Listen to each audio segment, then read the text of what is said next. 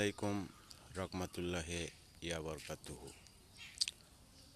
আসলে এটা সাবগ্রাম হাট থেকে আসছে, ওই সামনে যায় চিরের মেল দিকে গেছে। আর এটা হলো জিগেতলা দিকে গেছে। আর এটা আমার এই মহল্লার ভিতরে গেছে, আমার বাড়ির দিকে। আমার বলতে কিছু নাই। আর বিশেষ করে এই রাস্তার জায়গাটা, আমার দাদা আর আমার জ্যাঠাতো ভাইয়ের দাদা বোট ঘরত লেগে দিয়ে গেছে। আমার সাথে যারা বিরোধিতা করছে, যারা গাছগোছালি কাটছে, তারাই বলে যে এই রাস্তার জায়গা, মানে এই রাস্তা কিনে লিছে। তা আসলে এটার আমি দলিল দেখতে চাই। আমার দাদারা এটা দিয়ে গেছে এই রাস্তার জায়গা, যাতে সবার সুবিধার্থে ভালো হয়। তা আসলে কাগজের ওপর কোনো কথা নেই। আমি এই জায়গার রাস্তার দলিল দেখতে চাই। আর পাশাপাশি আমার বাড়ির গেট এটা দেখেন, এই যে আমার গাড়ি, এটা আমার বাড়ির গেট। এটা এই গেটটা আমি খালি মোটর সাইকেল বাইক করার জন্য ইউজ করি। এটা দোকান করছিলাম।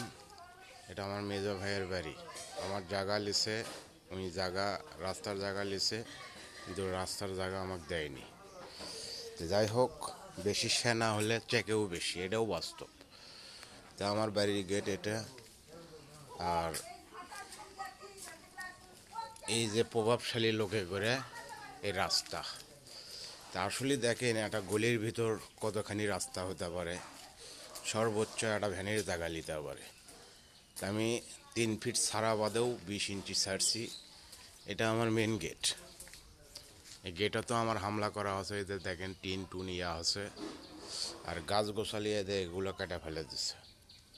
তো এগুলো তাই আমি যেটুকু ছাড়িছি এই পরিমাণে, আর হয়তো ইনশাল্লাহ জায়গা ছাড়বো না।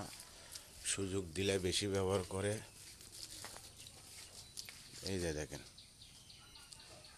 আমি চতুর্দিকে ইনশাল্লাহ বাড়ি ছাড়ছি। তা আসলে যেটা না বললেই লয়, আমি বহুত ছাড় দিছি, আর কোনো ছাড় দেবো না ইনশাল্লাহ, একদম। এই যে থম্বারটা আমি 12,000 টাকা খরচ করে আমি নিজে বসাছি সবার সুবিধার্থে। আর এই রাস্তার এই মোড়টা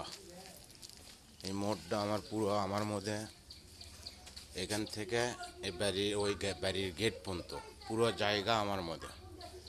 আর কোনো আমি ছাড় দেব না, সাফ সুপ কথা। তো সবাই ভালো থাকেন। আসসালামু আলাইকুম রহমতুল্লাহি ইয়া বরকাতুহু।